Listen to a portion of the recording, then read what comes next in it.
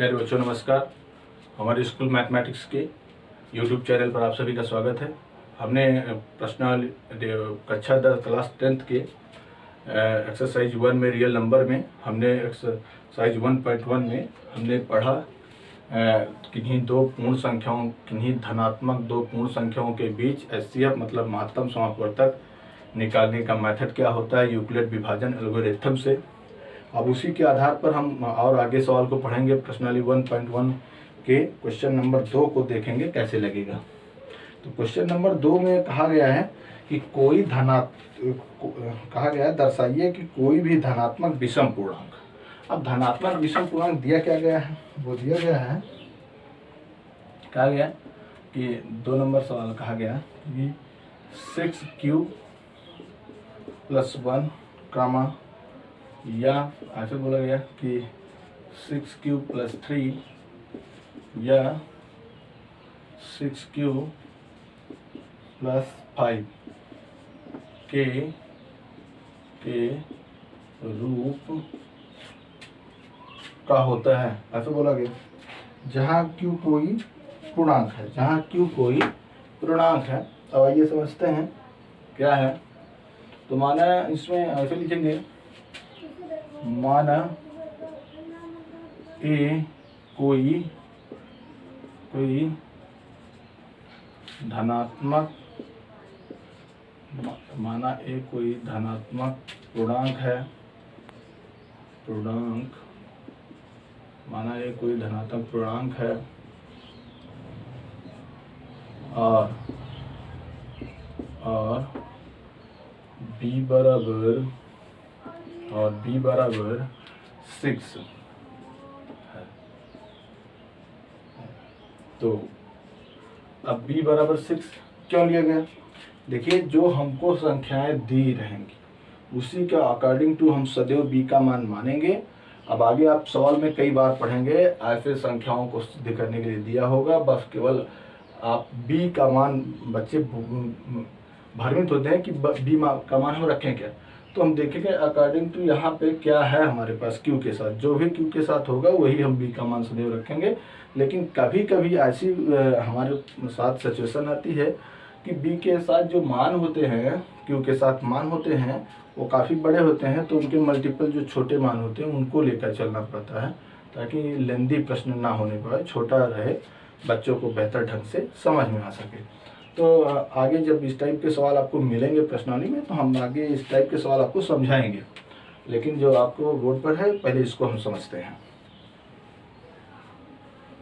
तो आगे देखेंगे, ये जो है, अब इसमें जो हम यहाँ लिखेंगे यूक्लिड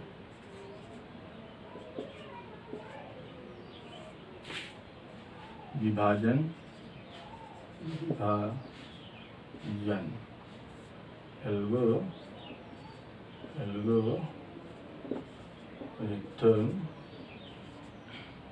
से।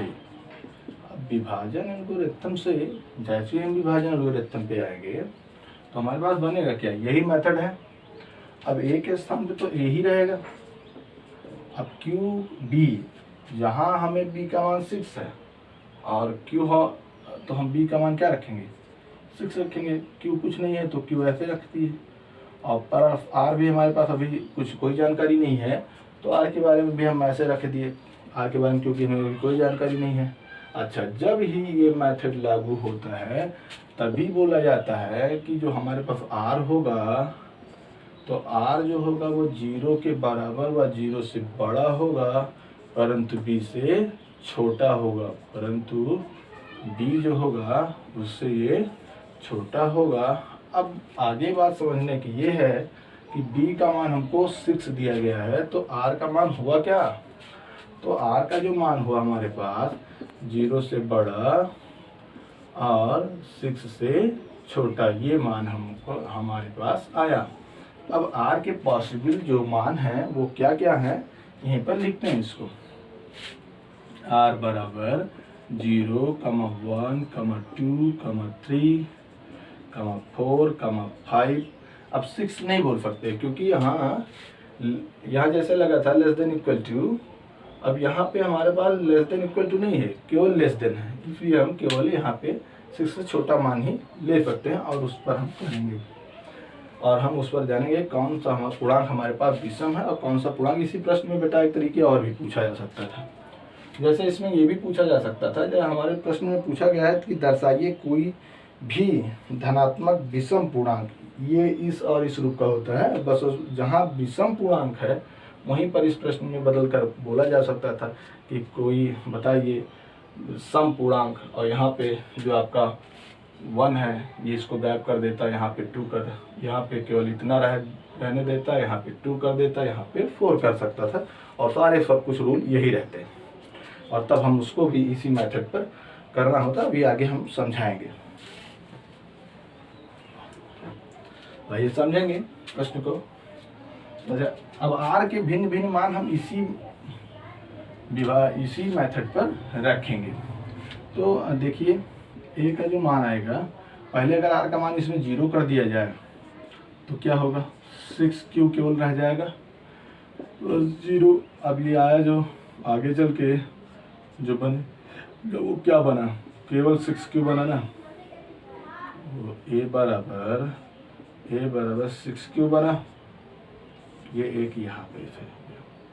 दूसरा a बराबर जो बनेगा 6q प्लस 1 बनेगा, फिर a बराबर 6q प्लस 2 बनेगा, a बराबर 6q प्लस 3 बनेगा, a बराबर 6q प्लस 4 बनेगा, a बराबर 6q प्लस 5 बनेगा। यहीं तक हमने सारा मान आपका पुट कर दिया। ये r का जब इतना मान होगा तो इतनी संख्याएं हमारे पास बनेंगी, धनात्मक पूर्णांक, कितने धनात्मक पूर्णांक बनेंगे। अब ये सभी जो पूर्णांक दिख रहे हैं ये सभी हमारे पास एक धनात्मक पूर्णांक है। अब वो कैसे धनात्मक पूर्णांक है, सम पूर्णांक है कि विषम पूर्णांक है, इसके बारे में हम चर्चा करेंगे।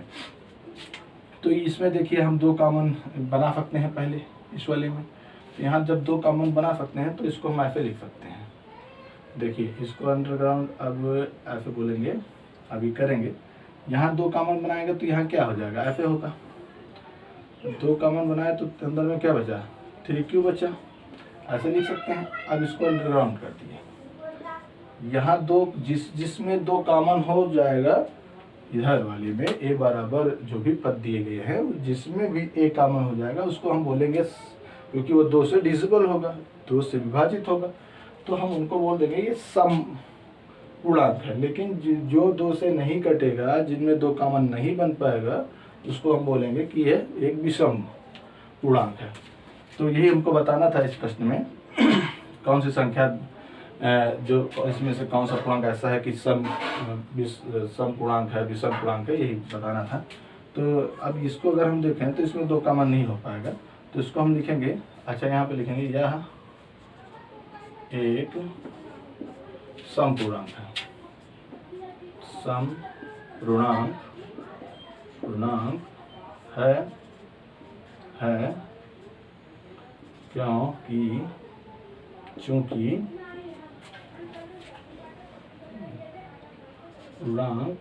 पूर्णांक 2 से विभाजित है, क्योंकि पूर्णांक 2 से विभाजित है। अब इसमें देखेंगे, अब ये तो 2 से विभाजित नहीं है ना, यहाँ 2 कॉमन हो रहे हैं, है ही नहीं, तो हम बोलेंगे कि यह पूर्णांक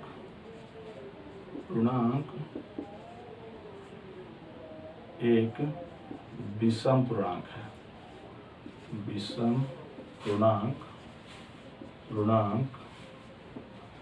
है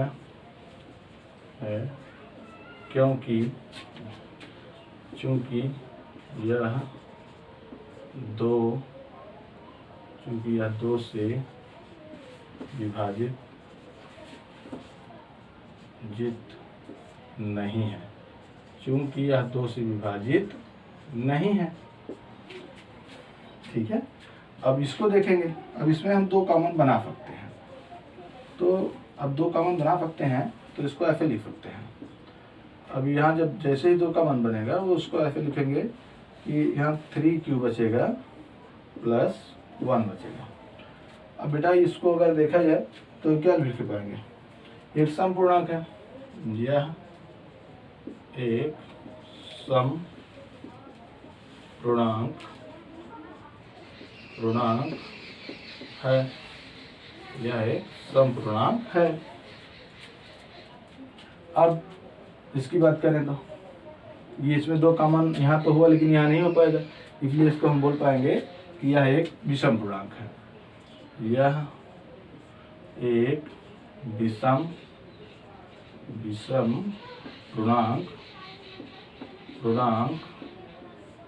है, यह एक विषम पूर्णांक है। अब हम ये बड़ी कहानी नहीं लिख रहे हैं कि यह 2 से विभाजित है कि नहीं, हमने 2 एग्जाम्पल में आपको बताया है 2 संख्याओं में कि क्यों नहीं होता है।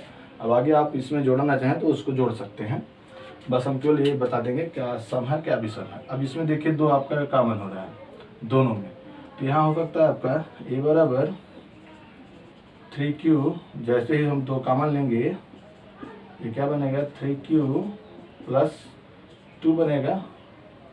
अब ये क्या है, इसको लिखेंगे यह एक सम पूर्णांक है, यह एक सम पूर्णांक है, यह एक सम पूर्णांक है। इसको देखें तो ये जो होगा हमारे पास ये एक विषम पूर्णांक होगा बेटा, क्योंकि यहाँ 2 कॉमन है, यहाँ नहीं है।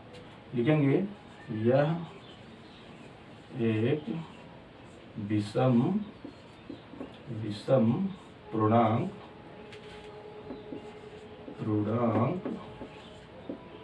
है। बस इसी पे हमारा क्वेश्चन समाप्त हो जाएगा। लेकिन इसके पहले हम आपको बताएं, इस प्रश्न में आपको कहा गया था दर्शाइए कि कोई भी धनात्मक विषम पूर्णांक क्या इस रूप का होता है।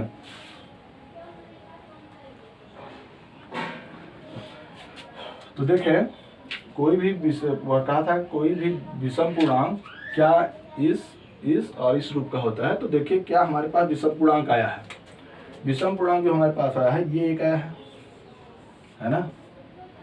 फिर विषम पूर्णांक क्या आया है, ये तो आपका सम है, ये आया विषम पूर्णांक।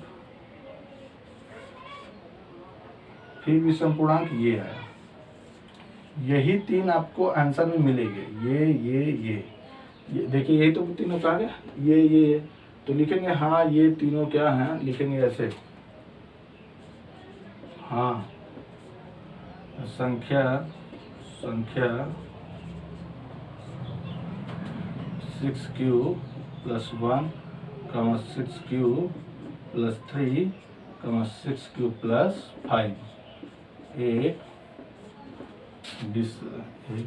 विषम पूर्णांक है, एक धनात्मक विषम पूर्णांक है, एक धनात्मक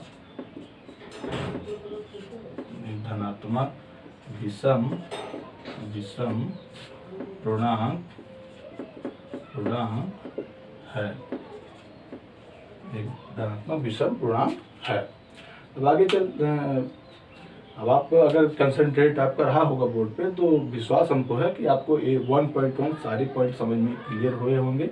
और हमको बस केवल इस प्रश्न में यही तीनों के बारे में पूछा था, ना कि इसके और इसके, लेकिन हमने आपको बता दिया कि ये भी अगर पूछ ले कभी तो इसको हम कैसे बोलेंगे, है ना। अच्छा ठीक है, अब अगला प्रश्न हम देखते हैं कि अगला प्रश्न हम कैसे करेंगे। तो आइए अगले प्रश्न में चलते हैं। क्वेश्चन नंबर आपका 3 अब आता है। तो क्वेश्चन नंबर अगर 3 की बात करें तो क्वेश्चन नंबर 3 में आपके बोला गया है कि क्वेश्चन नंबर 3 में कहा गया है किसी परेड होती है आर्मी की ना, मार्च, उसमें जो आर्मी की कई टुकड़ियां होती हैं और कई टुकड़ियों को आगे पीछे चलने को कहा जाता है। तो आइए समझेंगे ये सवाल कैसे बोलने का, इसका क्या मेथड है और क्या हमको करना है, इस बात को समझते हैं। तो देखें कहा गया है इसमें कि किसी परेड में 616 सदस्यों वाली एक सेना की टुकड़ी को 32 सदस्यों वाले एक आर्मी बैंड के पीछे मार्च करना है। अब 600 किसी प्लेन में 616 सदस्यों वाली एक सेना है कि टुकड़ी को 32 सदस्यों वाली आर्मी बैंड के पीछे मार्च करना है और दोनों समूहों को समान संख्या वाले स्तंभों में मार्च करना है। उन स्तंभों की अधिकतम संख्या क्या होगी जिसमें वे मार्च कर सकते हैं। अब देखिए जो 32, अब यहाँ पे 2 समूह बनेंगे आपके। माना पहला समूह ये हुआ और अपना जो है दूसरा समूह ये हुआ। अब ये जो मार्च करना है, इसमें आपके जो सैनिक हैं वो 32 हैं और इसमें जो हैं वो 616 सैनिक हैं। है ना, सैनिक ये सैनिकों की संख्या है। अच्छा, अब इसमें जो बेटा हमको कॉलम बनाना है वो किस कॉलम में, इनके कॉलमों की संख्या जो हो वो बराबर हो। वो कितने कॉलम बनेंगे यही हमको प्रश्न में बताना है।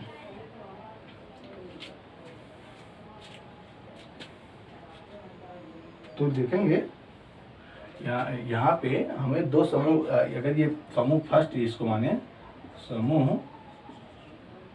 फर्स्ट ये है और समूह सेकंड ये हुआ। तो समूह फर्स्ट में 616 है और सैनिक और सेकंड में 32 हैं। अब हमें इसको बेटा इस रूप में ब्रेक करना है। बोला जा रहा है कि आप इसमें से ऐसे लाइन लगा के खड़ा करो इनको। जितनी ही अधिकतम मतलब जितनी लाइन इसमें हो उतनी लाइन इसमें हो। अब ये बाउंडेशन नहीं है कि उतनी लंबी है। अब भाई इसमें 32 है तो इसमें छोटी लाइन होगी, लेकिन इसमें 616 है तो इसमें बड़ी बड़ी लाइनें होंगी ना। तो ये आपकी कोई दिक्कत नहीं है, बस आपको लाइनों की संख्या जो है वो बराबर ही रखनी है। तो ये समझते हैं कैसे करेंगे। तो लाइनों की जो संख्या होगी वो बराबर कब होगी, जब हम इसका ये अगर इनको मान ले ये धनात्मक पूर्णांक हुआ एक धनात्मक पूर्णांक ये हुआ, तो हम विभाजन एल्गोरिथम से चाहे निकाल लें आपका HCF, चाहे हम गुणनखंड विधि से निकाल लें। लेकिन आपके चैप्टर में जो है विभाजन एल्गोरिथम से दिया गया है HCF निकालने का, तो वही मेथड अपनाते हैं और निकालते हैं।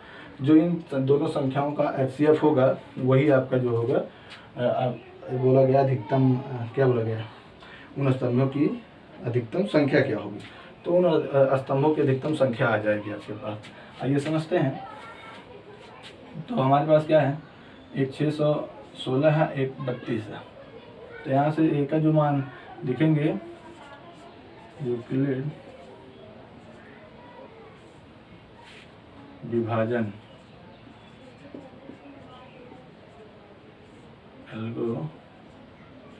एल्गोरिथम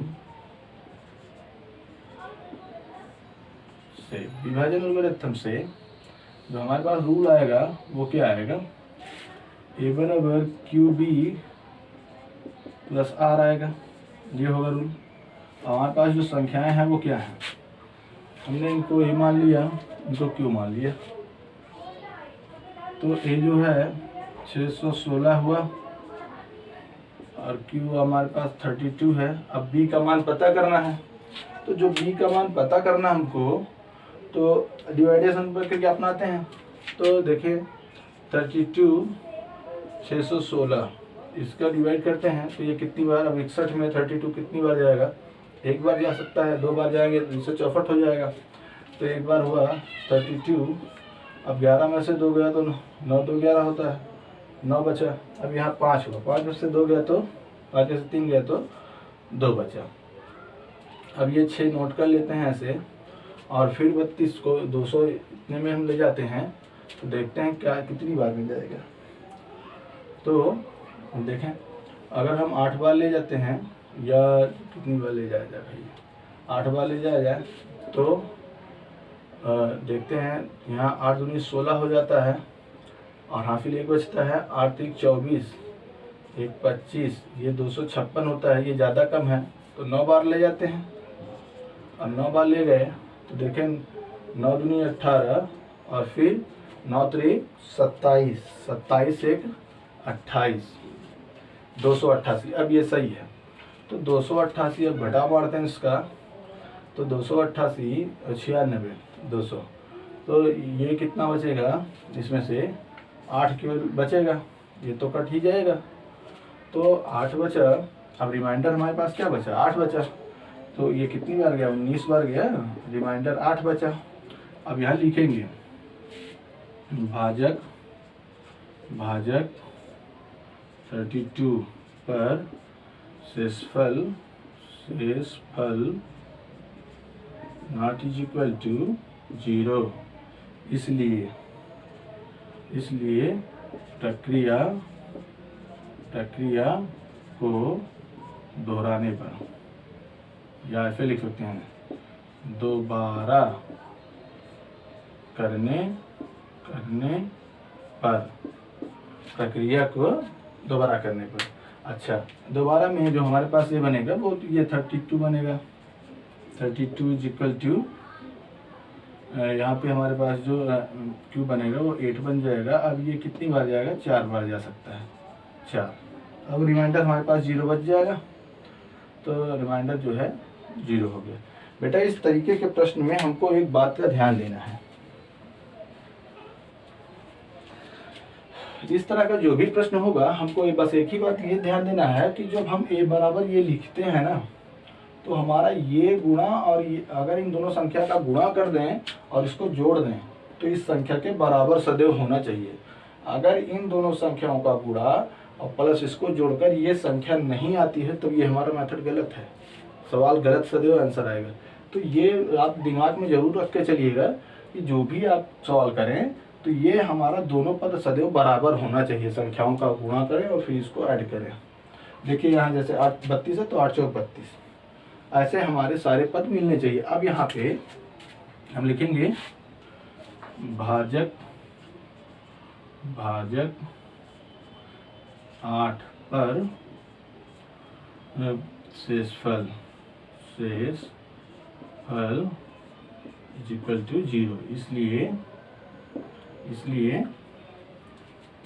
यह संख्या क्या थी, इसलिए 616 और 32 का HCF बराबर आपका क्या हुआ, 8 होगा। अब यहाँ पे लिखते हैं, इसलिए